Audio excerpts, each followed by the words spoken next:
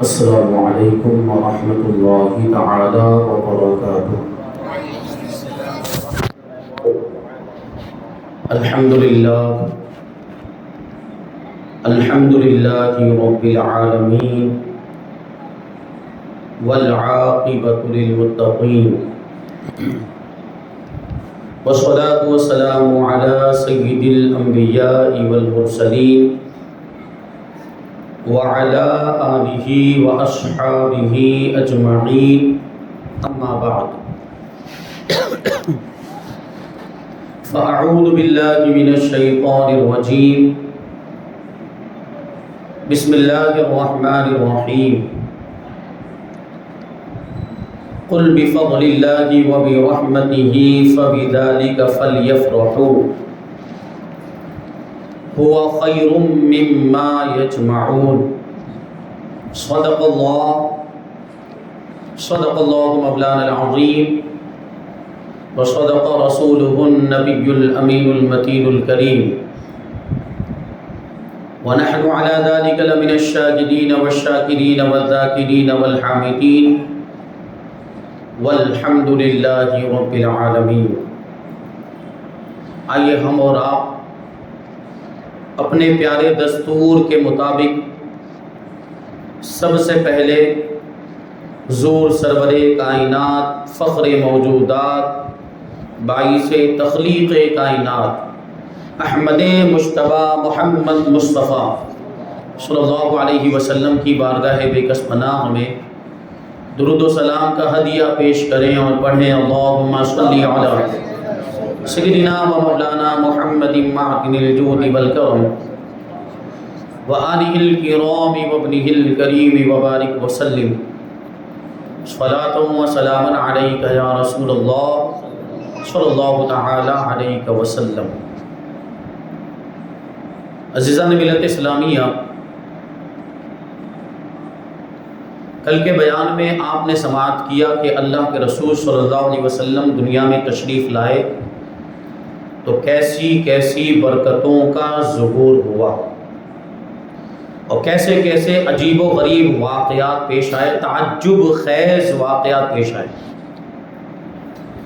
آج 12ویں شب ہے، آخری پروگرام ہے ہمارا، اور آج کی رات اس کو شب ولادت مصطفیٰ صلی اللہ علیہ وسلم کہا جاتا ہے۔ اور جیسا کہ میں نے کل کے بیان میں عرض کیا تھا کہ حضور پاک صلی اللہ علیہ وسلم کی ولادت یہ صبح صادق کے وقت ہوئی، رات جا رہی تھی، صبح صادق طلوع ہو رہی تھی، اجالا ہو رہا تھا، نورانی وقت تھا۔ حضور پاک صلی اللہ علیہ وسلم تشریف لائے۔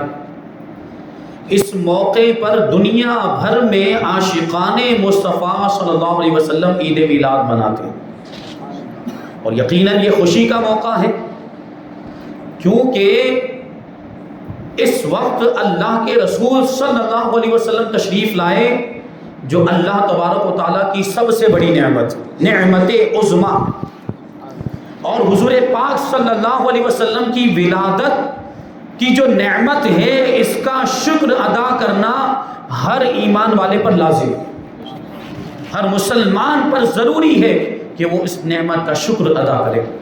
تو اسی نعمت کے شکریے کے طور پر ہم عید میلاد النبی مناتے ہیں، اور اس کے منانے کے مخصوص طریقے ہیں، جلوس نکالا جاتا ہے، پروگرام ہوتے ہیں، بیانات ہوتے ہیں، نعت شریف کے پروگرام ہوتے ہیں، شیرینی نیاز تقسیم ہوتی ہے۔ یہ بہت اچھی چیزیں ہیں، یہ ہونا چاہیے، قرآن و حدیث سے اس کا ثبوت ملتا ہے۔ لیکن ابھی آخر میں کچھ اس طرح کی باتیں میں عرض کروں گا کہ یہ سب چیزیں اگر ہم نہ بھی کریں تب بھی کوئی گناہ نہیں ہے، کریں گے تو ثواب۔ نیاز اگر نہیں کریں گے تو کوئی گناہ نہیں، لیکن نماز اگر نہیں پڑھی تو گنہگار، رمضان کے روزے نہیں رکھے تو گنہگار، حرام کے مرتکب، گناہوں میں مبتلا ہو گئے، بہت بری بات۔ نیکیوں کے کام میں دلچسپی نہیں ہے، اچھی بات نہیں ہے۔ تو حضور پاک صلی اللہ علیہ وسلم سے اگر ہم محبت کرتے ہیں تو محبت کے تقاضوں کو بھی پورا کرنا چاہیے۔ اور جشن میلاد منانے کا ایک طریقہ بھی یہ ہے کہ حضور کو راضی کرنے کی کوشش کی جائے. اور حضور کس میں راضی ہوں گے؟ شریعت پر عمل کریں گے تو حضور راضی ہوں گے، اسلام کے احکام پر عمل کریں گے تو حضور راضی ہو جائیں گے، حضور پاک صلی اللہ علیہ وسلم کی سنتوں پر عمل کریں گے تو حضور خوش ہو جائیں گے، اور حضور خوش تو پروردگار راضی، اور پروردگار راضی تو پھر جنت ہمارا ٹھکانہ ہے. بہرحال ابھی اس کے تعلق سے اور باتیں آخر میں عرض کروں گا.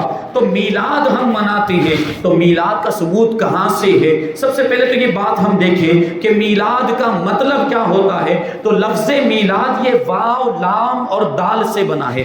عربی گرامر کے اعتبار سے اس کا جو مادہ ہے وہ ہے واو لام دال، اور میلاد کا مطلب ہوتا ہے وہ جگہ یا وہ وقت جس میں اللہ کے رسول صلی اللہ علیہ وسلم تشریف لائے، حضور پیدا ہوئے اور نور خدا اس دنیا کے اندر جلوہ فگن ہوا اور اس کی شعاعوں سے سارا جہان روشن اور منور ہو گیا.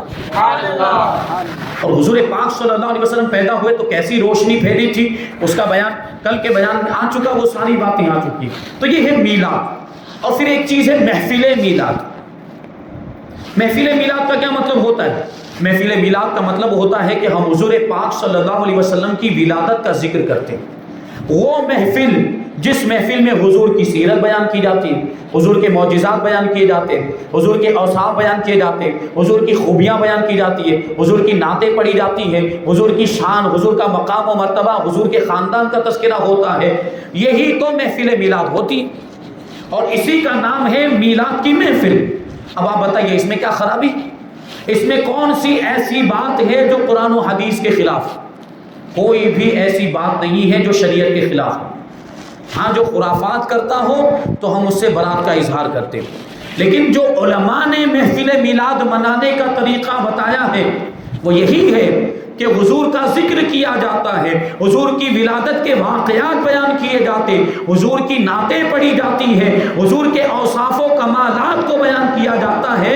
اور علماء فرماتے ہیں کہ اس طرح کی محفل میلاد اگر منائی جائے اور حضور کی ولادت پر خوشی کا اظہار کیا جائے تو یہ گناہوں کی بخشش کا ذریعہ بھی بن جاتا ہے، اور نیک اعمال اور دعاؤں کی قبولیت کا سبب بھی بنتا ہے. ثواب کا ثواب اور اعمال کی قبولیت کا ذریعہ، گناہوں کی بخشش کا ذریعہ بھی بن گیا. تو میلاد منانا یہ بدعت نہیں، میلاد منانا ناجائز و گناہ نہیں، بلکہ یہ تو پروردگار عالم کی بھی سنت ہے. میلاد منانا اللہ تبارک و تعالیٰ کی بھی سنت، خدا نے بھی میلاد منایا. کیسے؟ اللہ تبارک و تعالیٰ قرآن مجید میں ارشاد فرماتا ہے لقد جاءکم رسول من انفسکم عزیز علیہ ما عنتم حریص علیکم بالمؤمنین رؤوف الرحیم، کہ تحقیق کے بے شک تمہارے پاس ایک معظم ایک عظیم رسول آیا، تم ہی میں سے ایک عظمت والا رسول آیا کہ جس پر تمہارا مشقت میں پڑنا گرا ہے، یعنی بھاری ہے، اور وہ تمہاری بھلائی کا بہت زیادہ چاہنے والا ہے، اور وہ ایمان والوں پر شفقت اور مہربانی کرنے والا ہے.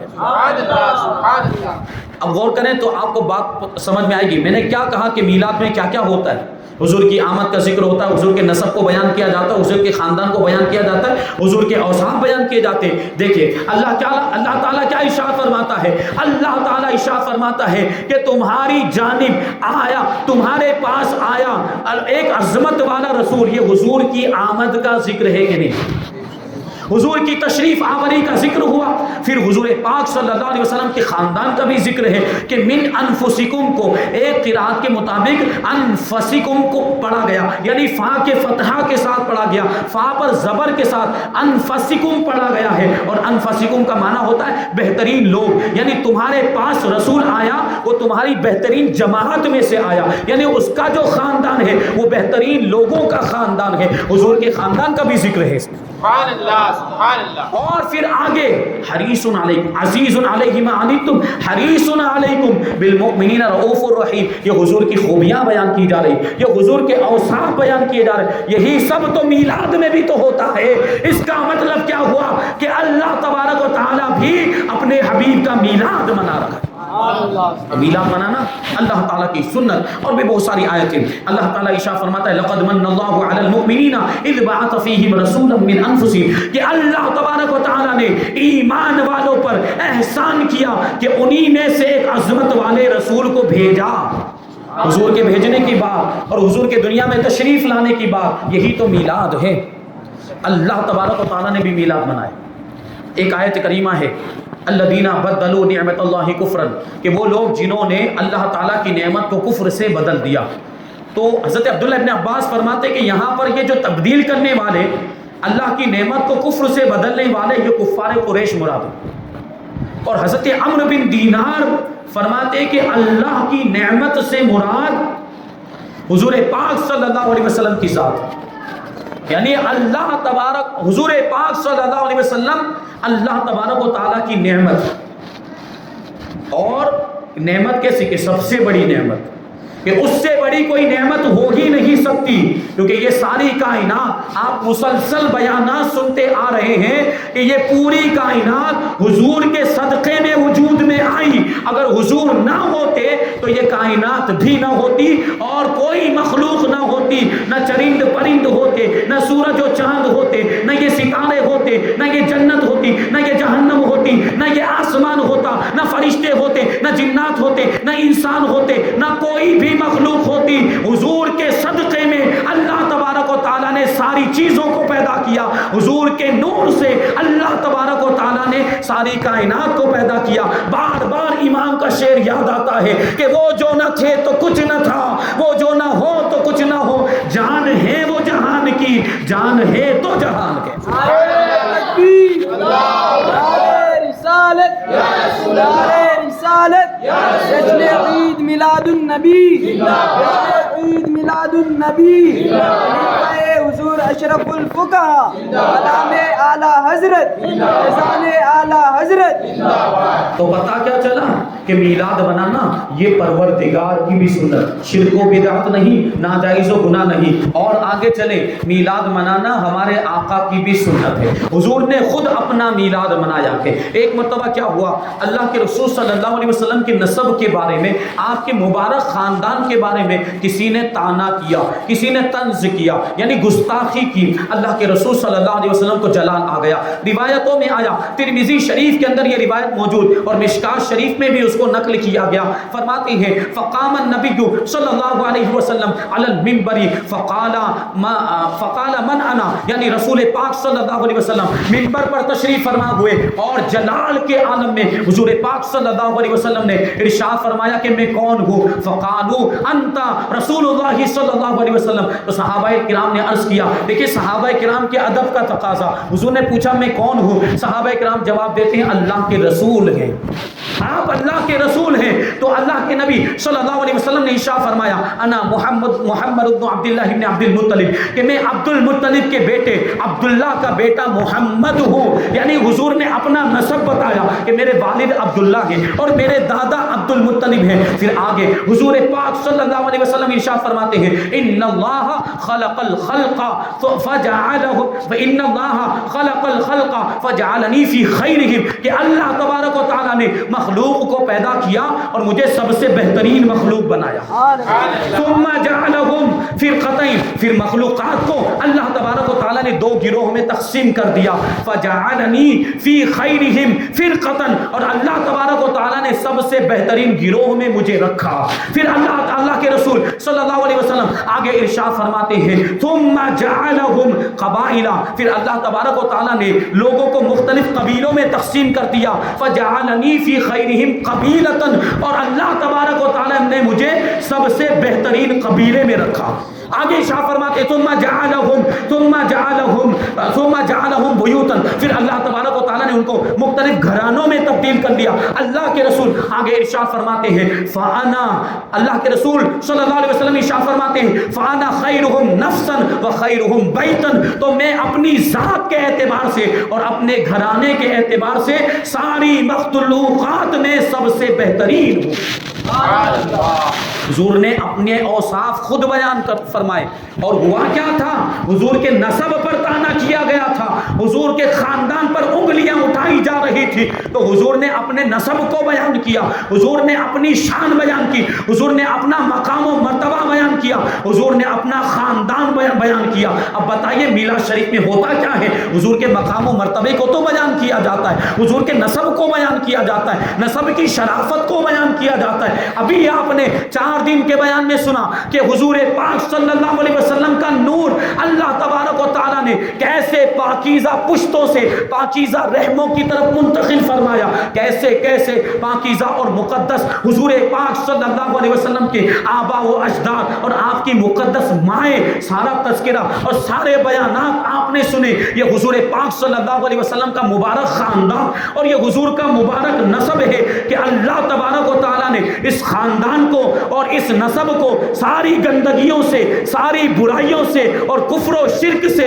اور زنا کی، بے حیائی کی گندگی سے پاک رکھا ہے. یہ حضور پاک صلی اللہ علیہ وسلم کا خاندان، حضور خود اپنے خاندان کا ذکر کر رہے ہیں اور ہم میلاد میں حضور کے خاندان ہی کا تو ذکر کرتے ہیں، حضور کے مقام و مرتبے کا ذکر کرتے ہیں. پتہ چلا کہ حضور نے خود اپنا میلاد منایا ہے. اور دوسری بات یہاں سے یہ ثابت ہوتی ہے کہ اللہ کے رسول صلی اللہ علیہ وسلم نے جب اپنے خاندان کا تذکرہ کیا، جب اپنے مقام و مرتبے کو واضح کیا، تو صحابہ کرام کو جمع کیا، منبر پر تشریف لے گئے اور محفل منعقد کی گئی، مجلس منعقد کی گئی. تو پتہ کیا چلا کہ میلاد بیان کیا جائے اور اس وقت محفل منعقد کی جائے، یہ بھی نبی کی سنت ہے، یہ بھی حضور کی سنت ہے. تو ثابت ہوا کہ میلاد منانا رسول پاک صلی اللہ علیہ وسلم کی بھی سنت، یہ شرک و بدعت نہیں ہے، ناجائز و گناہ نہیں ہے. حضور پاک صلی اللہ علیہ وسلم جس وقت اور جس جگہ پر حضور پاک صلی اللہ علیہ وسلم پیدا ہوئے، وہ جگہ بھی بڑی برکت والی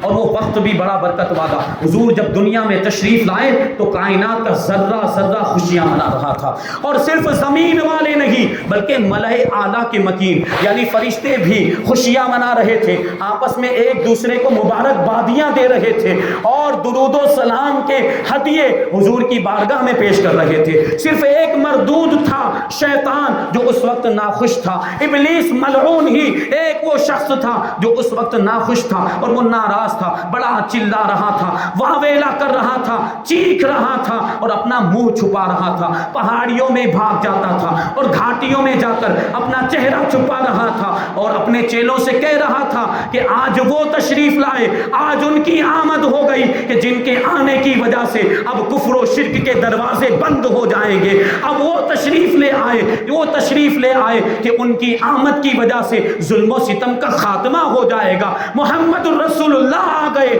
کہ ان کی برکت سے اور ان کی شفاعت سے اللہ تبارک و تعالی گنہگاروں کی بخشش فرما دے گا. تو میرا تو سارا معاملہ ہی ختم ہو گیا، میرا تو سارا نظام ہی درہم برہم ہو گیا. کیونکہ شیطان کا کام ہے لوگوں کو گمراہ کرنا، شیطان کا کام یہ لوگوں کو گناہوں میں مبتلا کرنا، شیطان کا کام ہے لوگوں سے کفر و شرک کروانا، شیطان کا کام ہے لوگوں کو جہنمی بنانا. لیکن ہمارے آقا تو لوگوں کو جنتی بنانے کے لیے آئے.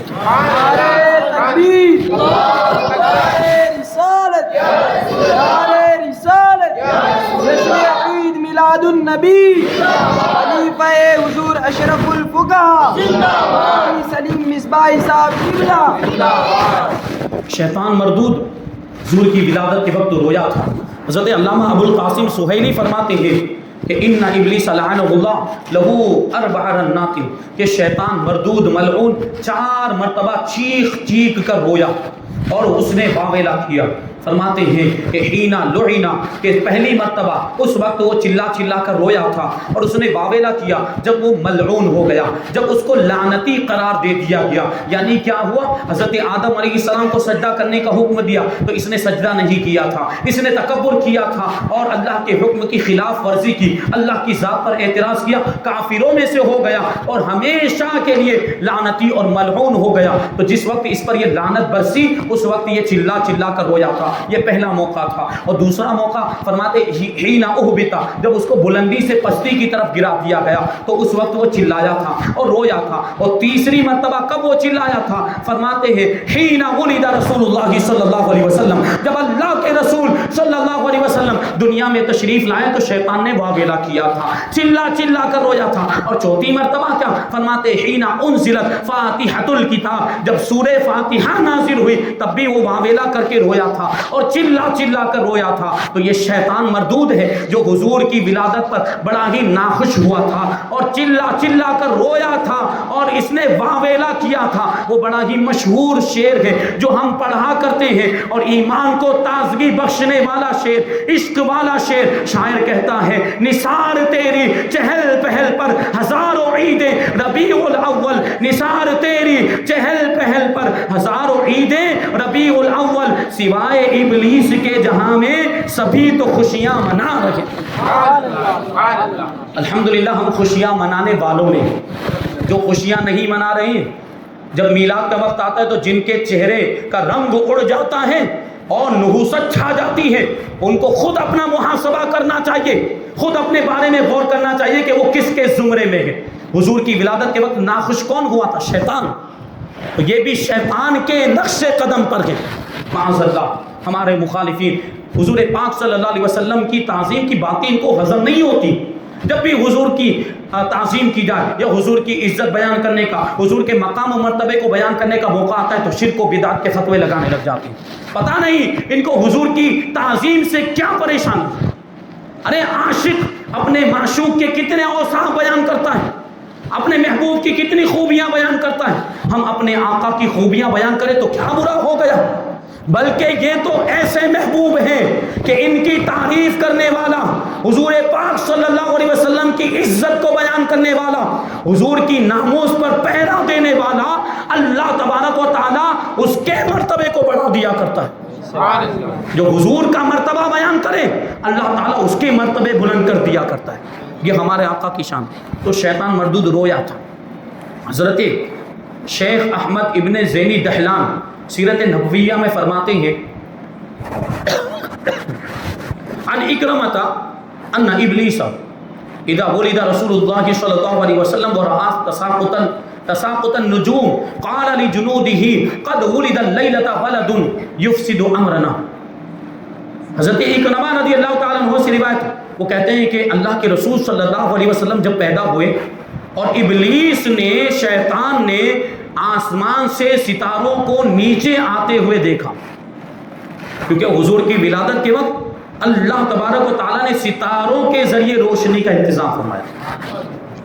تو ابلیس نے جب یہ دیکھا تو اپنے چیلوں سے کہا، اپنے لشکریوں سے کہا کہ آج وہ پیدا ہوا ہے جو ہمارا معاملہ درہم برہم کر دے گا، ہمارا نظام درہم برہم کر دے گا، جس کی وجہ سے ہمارا یہ جو لوگوں کو گمراہ کرنے کا سسٹم ہے یہ سسٹم فیل ہو جائے گا.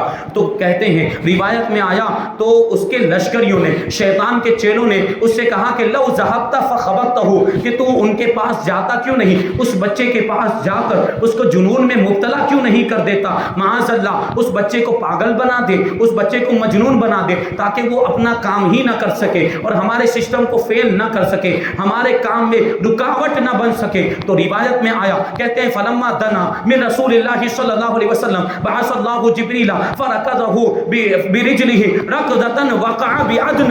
فرماتے ہیں کہ جب شیطان اس غلط نیت کے ساتھ معاذ اللہ حضور پر جنون تعریر کرنے کی نیت سے، حضور کو جنون میں اور پاگل پن میں مبتلا کرنے کی نیت سے، شیطان جب حضور پاک صلی اللہ علیہ وسلم کے قریب پہنچا تو ادھر دوسری جانب اللہ تبارک و تعالیٰ نے حضرت جبریل امین کو دنیا میں بھیجا. حضرت جبریل امین تشریف لائے اور شیطان کو ایسی لات ماری ہے اور ایسی ٹھوکر ماری کہ وہ سیدھا ملک یمن کے شہر عدن میں جا کر گرا ہے. ملک یمن مکہ مکرمہ سے سینکڑوں کلومیٹر کے فاصلے پر. یہ حضرت جبریل کی لات کی طاقت، ایک ٹھوکر ماری، شیطان مردود اڑا وہاں سے اور اڑ کر گرا کہاں پر؟ عدن میں جا کر گرا. اس طرح اللہ تبارک و تعالیٰ نے اپنے حبیب کی حفاظت فرمائی. واللہ متم نورہ ولو کرہ الکافرون. اللہ تبارک و تعالیٰ اپنے نور کو مکمل کر کے ہی رہے گا اگرچہ کافر برا مانتے رہے. یہ اللہ تبارک و تعالیٰ کی شان، اپنے حبیب کی اس نے اس طریقے سے حفاظت فرمائی. تو میلاد منانا کوئی شرک نہیں، بلکہ میلاد منانا حضور پاک صلی اللہ علیہ وسلم کی بھی سنت. جیسے کہ میں نے کل عرض کیا تھا کہ حضور پیر کے دن کا روزہ رکھا کرتے تھے. تو کسی نے پوچھا یا رسول اللہ پیر کے دن روزہ کیوں رکھتے ہیں؟ حضور نے ارشاد فرمایا فیہ ولدت وفیہ بعثت وفیہ اموت، کہ پیر کے دن ہی میں پیدا ہوا اور پیر کے دن ہی میں مبعوث کیا گیا، یعنی پیر کے دن ہی میں نے اعلان نبوت فرمایا اور پیر کے دن ہی میں ظاہری طور پر دنیا سے رخصت ہونے والا، اسی لیے میں روزہ رکھا کرتا ہوں. یہ میلاد منانا نہیں تو اور کیا ہے. اور پھر غور کرنے کی ضرورت ہے کہ ایک کافر نے بھی حضور کے میلاد پر خوشی کا اظہار کیا تھا. ہم تو حضور کے ماننے والے، ہم تو حضور کے عاشق ہیں. کافر ظاہر سی بات ہے کہ اپنے کفر و شرک کی وجہ سے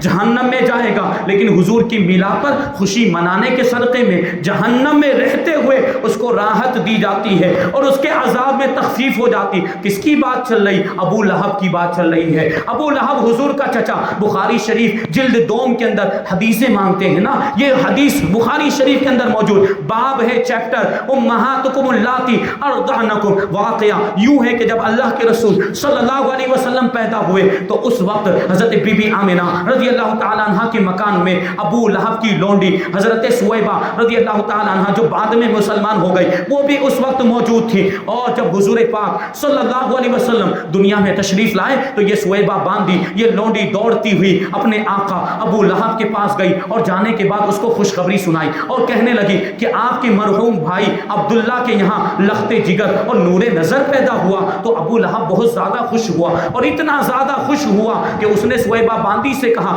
انتی حرۃ، آج سے تو آزاد ہے. اور اس نے اپنی شہادت کی انگلی سے اشارہ کیا، انگلی سے اشارہ کر کے اپنی باندھی کو اس نے آزاد کر دیا. ابو لہب نے سویبہ کو یہ شہادت کی انگلی کا اشارہ کر کے آزاد کر دیا اور کہا کہ انتی حرۃ، آج سے تو آزاد ہے. اور اس نے وہ آزاد کیا تھا تو اس وقت تو ظاہر سی بات وہ یہ نہیں جانتا تھا کہ یہ اللہ کے رسول ہیں، یہ اللہ کے نبی ہیں. اس نے تو اپنا بھتیجا سمجھ کر خوشی کا اظہار کیا تھا، حضرت عبداللہ کا بیٹا سمجھ کر خوشی کا اظہار کیا تھا، لیکن پھر بھی اس کو کیسا انعام ملا ابھی آپ ملاحظہ کریں گے. جب حضور پاک صلی اللہ علیہ وسلم نے اعلان نبوت فرمایا تو ابو لہب حضور کا دشمن ہو گیا اور ہر موقع پر حضور کو نقصان پہنچانے کے چکر میں رہنے لگ گیا، حضور کو تکلیف پہنچانے کی فکر میں رہنے لگ گیا. اور آخر کار یہ مردود ابو لہب کفر کی حالت میں ذلیل و رسوا ہو کر دنیا سے رخصت ہو گیا اور بڑا بدترین کافر تھا.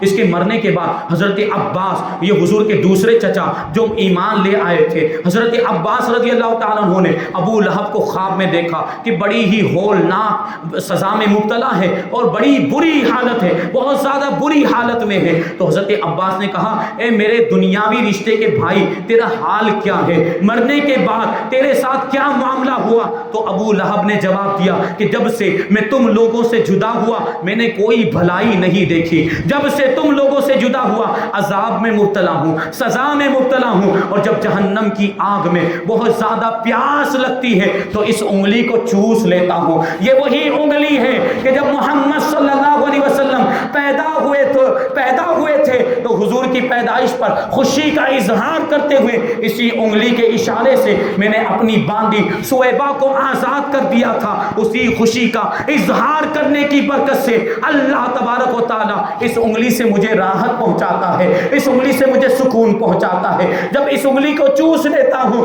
تو میری پیاس بجھ جاتی ہے. اور یہ ہر سوموار کو میرے ساتھ معاملہ ہوتا ہے اور حضور کی ولادت پر جو میں نے خوشی کا اظہار کیا تھا اس کی برکت سے ہر سوموار کو میرے عذاب میں تخفیف کر دی جاتی ہے، میرا عذاب ہلکا کر دیا جاتا ہے. سوچیں ایک کافر و مشرک، وہ بدترین دشمن اور بدترین کافر، جب وہ حضور پاک صلی اللہ علیہ وسلم کی ولادت پر خوشی کا اظہار کرے تو اللہ تبارک و تعالیٰ اس کے اس عمل کو ضائع نہیں کرتا.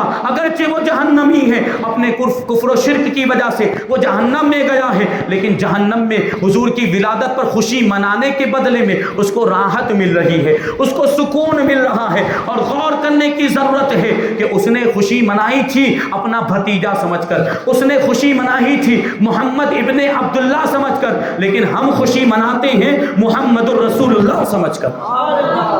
اور وہ کافر تھا تو اس کو یہ انعام ملا، اور کافر اور مشرک ہونے کے باوجود اللہ تبارک و تعالیٰ نے حضور کی ولادت پر خوشی منانے کے صدقے میں اس کے عذاب میں تخفیف کر دی۔ تو ہم تو رسول کے غلام ہیں، ہم تو عاشقان مصطفیٰ ہیں، ہم تو حضور کے چاہنے والے ہیں، ہم تو رحمت للعالمین مانتے ہیں، ہم تو محمد الرسول اللہ مانتے ہیں، ہم تو عالم غیب اور غیب دان نبی مانتے ہیں۔ جیسا ماننا چاہیے ویسا مانتے ہیں، اور ایسا مان کر ہم حضور کا میلاد مناتے ہیں۔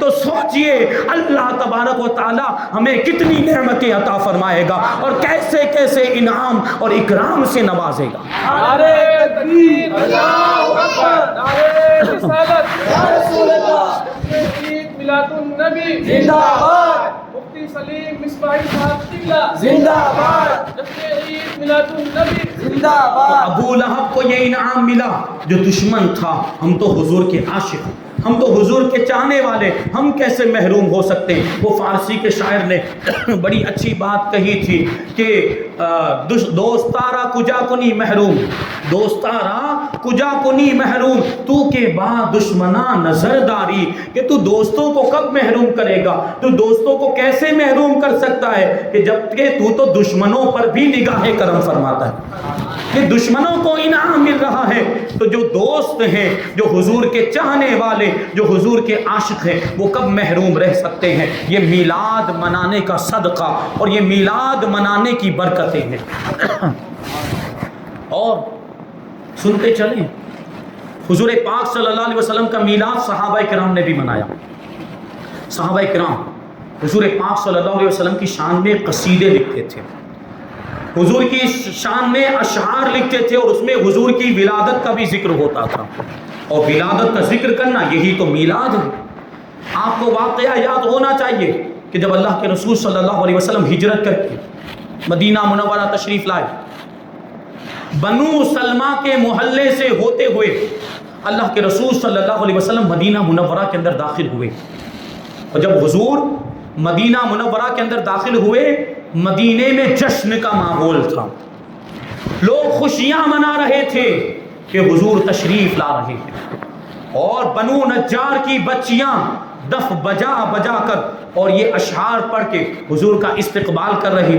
بڑے مشہور اشعار ہیں، انہوں نے استقبال کیا تھا ان اشعار کو پڑھ کے، طلع البدر علینا من ثنیات الوداع وجب الشکر علینا ما دعا للہ داعی، کہ ہم پر 14ویں رات کا چاند طلوع ہوا، یعنی ہمارے پاس 14ویں رات کے چاند، حضور پاک صلی اللہ علیہ وسلم تشریف لائے، ثنیات وداع سے تشریف لائے، یعنی رخصتی والی گھاٹیوں سے تشریف لائے۔ ہوتا یوں تھا کہ پرانے زمانے میں، اور اب بھی کچھ جگہوں پر ایسا ہوتا ہے کہ شہر کے باہر ایک مخصوص جگہ ہوتی ہے کہ جب کوئی مسافر رخصت ہو کر جانے لگتا ہے تو اس کے احباب، اس کے دوست اور اس کے رشتہ دار اس کو رخصت کرنے کے لیے اس جگہ تک جاتے ہیں۔ مدینہ منورہ کے اندر بھی پہاڑ کی گھاٹیاں موجود تھی، یہ پہاڑ کے درمیان کے راستے موجود تھے، وہاں پر رخصت کرنے کے لیے لوگ جاتے تھے، اپنے مسافروں کو وہاں پہ چھوڑنے کے لیے جاتے تھے، اسی کو ثنیات الوداع کہا جاتا ہے۔ اب ظاہر سی بات ہے، مسافر اگر جاتے ہیں، رخصت ہوتے ہیں تو ثنیات الوداع سے جاتے ہیں، اب کوئی آنے والا آئے گا تو وہ بھی تو اسی راستے سے آئے گا۔ اللہ کے رسول صلی اللہ علیہ وسلم ثنیات وداع سے تشریف لائے، مدینہ منورہ کے اندر داخل ہوئے تو بنو نجار کی بچیوں نے کہا تھا طلع البدر علینا من ثنیات الوداع، کہ 14ویں رات کا چاند ہمارے پاس تشریف لایا اور ثنیات الوداع سے ہوتے ہوئے تشریف لایا۔ تو آگے کیا کہتی ہیں؟ وجب الشکر علینا ما دعا للہ داعی، تو ہم پر اس نعمت کا شکر ادا کرنا اس وقت تک واجب ہے جب تک اللہ کی طرف کوئی بلانے والا بلاتا رہے گا، یعنی قیامت تک ہم پر واجب ہے کہ اس نعمت کا شکر ادا کریں۔ دیکھیے حضور کے تشریف لانے کا ذکر ہے کہ نہیں اس میں، اور حضور کی آمد پر خوشی منانے کا ذکر ہے کہ نہیں۔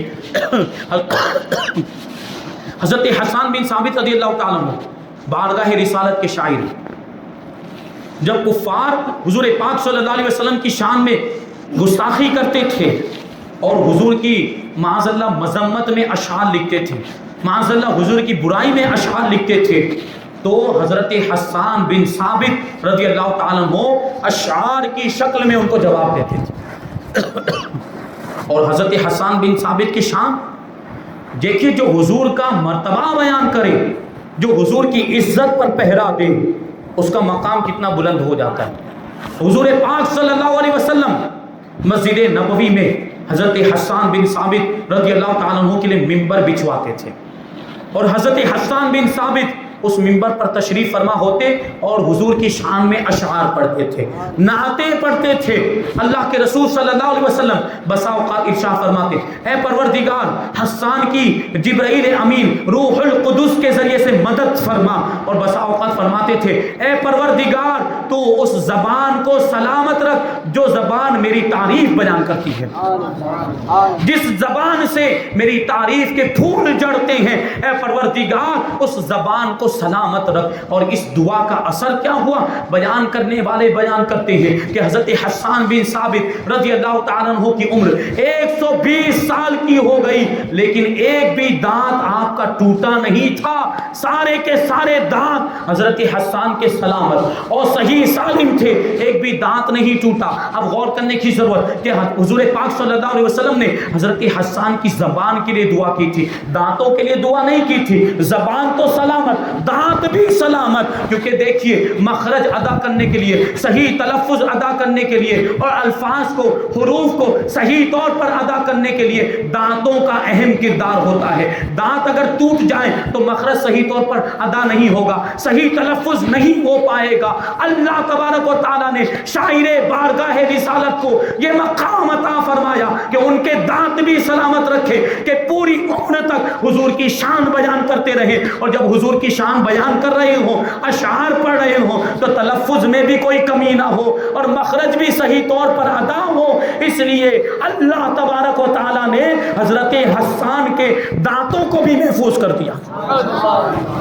وہی حسان بن ثابت بڑے مشہور اشعار ہیں ان کے، کیا کہا تھا؟ وَأَحْسَنُ مِنْكَ لَمْ تَرَ قَطُّ عَيْنِي وَأَجْمَلُ مِنْكَ لَمْ تَلِدِ النِّسَاءُ خُلِقْتَ مُبَرَّأً مِنْ كُلِّ عَيْبٍ كَأَنَّكَ قَدْ خُلِقْتَ كَمَا تَشَاءُ۔ یا رسول اللہ صلی اللہ تعالی علیہ وسلم، آپ سے زیادہ حسین و جمیل تو میری آنکھ نے دیکھا ہی نہیں۔ یا رسول اللہ آپ سے زیادہ خوبصورت کسی ماں نے جنا ہی نہیں ہے۔ یا رسول اللہ اللہ تبارک و تعالیٰ نے آپ کو ہر عیب اور ہر برائی سے پاک اور منزہ پیدا کیا، اور اللہ تبارک و تعالیٰ نے آپ کو ایسا پیدا کیا گویا کہ جیسا آپ پیدا ہونا چاہتے تھے۔ اب بتائیے اس میں حضور کی ولادت کا ذکر ہے کہ نہیں؟ حضور کے پیدا ہونے کا ذکر ہے کہ نہیں؟ یہ میلاد نہیں تو اور کیا؟ حضرت حسان نے بھی حضور کا میلاد منایا۔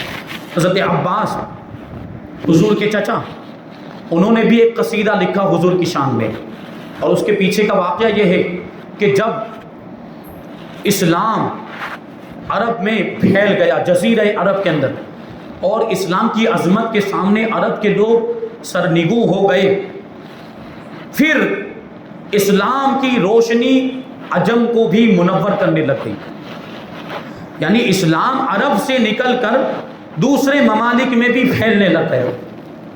تو قیصر روم کا بادشاہ، اس کو فکر لاحق ہوئی، وہ خوف زدہ ہو گیا کہ کہیں وہ بھی اسلام کی زد میں نہ آ جائے۔ اس نے دیکھا کہ اسلام کی شان و شوکت میں اضافہ ہوتا جا رہا ہے، اور عرب کے لوگ اسلام کے دامن سے وابستہ ہو گئے، اور عرب کے بدوؤں کو اسلام کی وجہ سے نئی زندگی مل گئی۔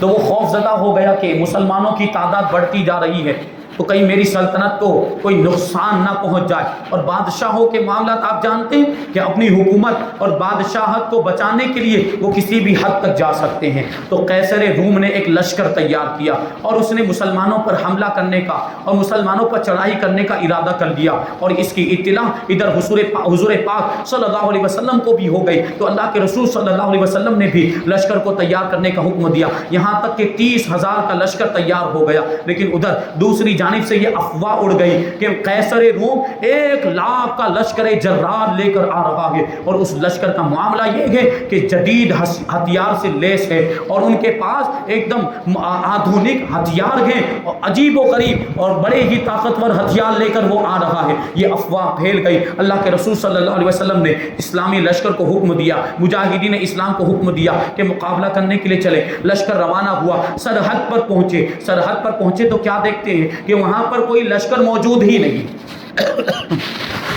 دشمنوں کا لشکر وہاں پر موجود ہی نہیں۔ اس موقع پر اللہ کے رسول صلی اللہ علیہ وسلم نے ارشاد فرمایا کہ اللہ تبارک و تعالیٰ نے میری مدد 5 چیزوں کے ذریعے سے فرمائی۔ ان میں سے ایک چیز ہے نصرت بالرعب، کہ رعب اور دبدبے کے ذریعے سے میری مدد فرمائی، اور اللہ تبارک و تعالیٰ نے مجھے ایسا رعب اور ایسا دبدبا عطا فرمایا کہ دشمن 1 مہینے کی مسافت پر بھی ہو تو میرے رعب کی وجہ سے لرزہ برندام ہو جاتا ہے، 1 مہینے کی مسافت پر بھی وہ کانپنے لگ جاتا ہے میرے رعب کی وجہ سے۔ اللہ نے یہ رعب مجھے عطا فرمایا۔ بہرحال وہ مقام تبوک میں اللہ کے رسول صلی اللہ علیہ وسلم کئی دن تک تشریف فرما رہے اور دشمنوں کے لشکر کا انتظار کرتے رہے، لیکن 1 مہینہ گزر گیا، دشمنوں کا لشکر نہیں آیا۔ اللہ کے رسول صلی اللہ علیہ وسلم 1 مہینے تک مدینہ منورہ سے دور رہنے کے بعد، 1 مہینے کی مدت گزرنے کے بعد اللہ کے رسول صلی اللہ علیہ وسلم دوبارہ مدینے میں تشریف لائے، اور وہی پہلے معمول کے مطابق مسجد نبوی میں تشریف فرما ہوئے صحابہ کرام پروانوں کی طرح حضور پاک صلی اللہ علیہ وسلم شمع رسالت کے ارد گرد بیٹھ گئے، حلقہ بگوش حضور کی بارگاہ میں جھرمٹ کے انداز میں صحابہ کرام بیٹھ گئے۔ اب حضور کچھ ارشاد فرمائے۔ حضرت عباس رضی اللہ تعالیٰ عنہ بھی حضور کی بارگاہ میں پہنچ گئے، حضور کے چچا ہیں، اور حضور کی بارگاہ میں عرض کرتے ہیں یا رسول اللہ صلی اللہ تعالیٰ علیہ وسلم، میں نے آپ کی شان میں ایک قصیدہ لکھا ہے، سنانے کو دل چاہتا ہے۔ میں نے آپ کی شان میں ایک قصیدہ لکھا ہے، سنانے کو دل چاہتا ہے۔ حضرت عباس حضور کے چچا ہیں اور عمر میں بڑے، لیکن کیسے عاشق رسول، عاشق رسول کیسے؟ ایک عشق والی بات بتاؤں، ایمان تازہ ہو جائے گا۔ دیکھیں عاشقوں کی بات ہی نرالی ہوتی ہے۔ حضرت عباس سے ایک مرتبہ کسی نے پوچھ لیا کہ اے عباس، آپ بڑے ہو یا حضور بڑے ہیں؟ عمر میں بڑے تھے، ہم اور آپ عمر کے اعتبار سے کبھی بڑا کہہ دیا جاتا ہے، لیکن حضرت عباس نے کیسا ایمان افروز جواب دیا۔ پوچھنے والے نے جب پوچھا کہ اے عباس، آپ بڑے ہیں یا حضور بڑے ہیں؟ حضرت عباس رضی اللہ تعالیٰ عنہ نے جواب دیا کہ میری تو صرف عمر زیادہ ہے، بڑے تو حضور ہی ہیں۔ میری تو صرف عمر زیادہ ہے، بڑے تو حضور ہی ہیں۔ تو یہی حضرت عباس حضور کی بارگاہ میں عرض کرتے ہیں یا رسول اللہ، آپ کی شان میں قصیدہ لکھا ہے، سنانے کو دل چاہتا ہے۔ حضور نے فرمایا سنائیے۔ حضرت عباس نے جو قصیدہ کہا تھا اس کے 3 اشعار آپ کی بارگاہ میں پیش کر کے اپنی بات کو ختم کر دوں گا۔ حضرت عباس نے عرض کیا، فرماتے ہیں انت لما ولدت اشرقت الارض وضاءت بنورک الافق۔ یا رسول اللہ، جب آپ پیدا ہوئے تو آپ کے نور سے یہ پوری زمین روشن ہو گئی اور آسمان کے کنارے جگمگانے لگ گئے۔ فنحن فی ذلک الضیاء والنور سبل الرشاد نخترق۔ تو ہم اس نور میں اور ہم اس روشنی میں ہدایت کے راستوں کو طے کر رہے ہیں، ہدایت کی راہوں پر گامزن ہیں۔ پھر آگے کہتے ہیں کہ وردت نار الخلیل مقتتما انت فی صلبہ کیف یحترق۔ یا رسول اللہ، آپ حضرت ابراہیم علیہ السلام کی صلب میں آپ کا نور پوشیدہ تھا، اور آپ حضرت ابراہیم علیہ السلام کے ساتھ نار نمرود میں داخل ہوئے۔ یعنی جب حضرت ابراہیم علیہ السلام کو آگ میں پھینکا گیا تھا، اس وقت اللہ کے رسول صلی اللہ علیہ وسلم کا نور حضرت ابراہیم کی پشت میں جلوہ گر تھا۔ تو حضرت عباس کہتے ہیں کہ آپ حضرت ابراہیم کے ساتھ نار نمرود میں داخل ہوئے۔ کیف نخترق کیف یحترق، تو اس آگ کی کیا مجال کہ وہ ابراہیم کو جلاتی۔ یہ شان ہے ہمارے آقا کی۔ اب بتائیے تو ان اشعار میں حضور کی ولادت کا ذکر ہے کہ نہیں؟ حضور کے دنیا میں تشریف لانے کا ذکر ہے کہ نہیں؟ یہی تو میلاد ہے۔ تو میلاد صحابہ کرام نے بھی منایا ہے، میلاد بزرگان دین نے بھی منایا، اور میلاد اولیاء کرام نے بھی منایا، اور جو بھی عاشقان مصطفیٰ حضور کے چاہنے والے پوری دنیا میں میلاد مناتے ہیں۔ اللہ تبارک و تعالیٰ کی بارگاہ میں ہم دعا کرتے ہیں کہ اللہ تبارک و تعالیٰ ہمیں میلاد منانے کی توفیق عطا فرمائے اور عمل کے ذریعے سے بھی میلاد منانے کی توفیق عطا فرمائے. یعنی یہ نیاز کریں، شیرنی کریں، محفل منعقد کریں، سب کریں، لیکن آپ کے عمل سے بھی ظاہر ہونا چاہیے کہ آپ عاشق رسول ہیں. یہ تو صرف دعویٰ ہوا نا، یہ بس سب کر لیا لیکن نماز نہیں پڑھ رہے، نیازیں کر رہے ہیں، محفل منعقد کر رہے ہیں، لیکن رمضان کے روزے کے ٹھکانے نہیں، اور سب کچھ ہے، اب نعرے بھی لگا رہے ہیں، یہ سب بھی کر رہے ہیں، لیکن گناہوں میں مبتلا ہیں، نیکیوں کے کام سے دور بھاگتے ہیں. تو پھر کیا مطلب؟